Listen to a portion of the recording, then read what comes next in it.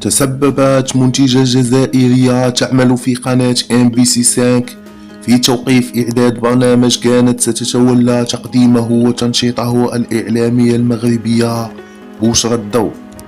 وفي هذا الصدد مصادر موثوقة لمجلة تفاصيل توقيف البرنامج مشيرة إلى أن المنتجة الجزائرية كانت متحمسة للاشتغال معها في البداية. وأوضحت المصادر نفسها أن قرار توقيف إعداد البرنامج جاء بعدما تلقت المنتجة صورا لمنشورات كانت بوشرة الضوء قد نشرتها، والتي تبدو غير متوافقة مع توجهات الشركة المنتجة، خصوصا تلك المتعلقة بالقضايا الوطنية.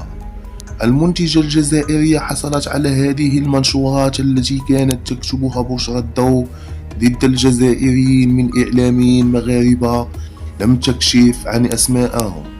يذكر أن البرنامج الذي كانت تستعد لتقديمه بوشرة الضوء يشبه برنامجنا الشهير ضربك الضوء الذي اشتهرت بتقديمه خلال السنوات الماضية.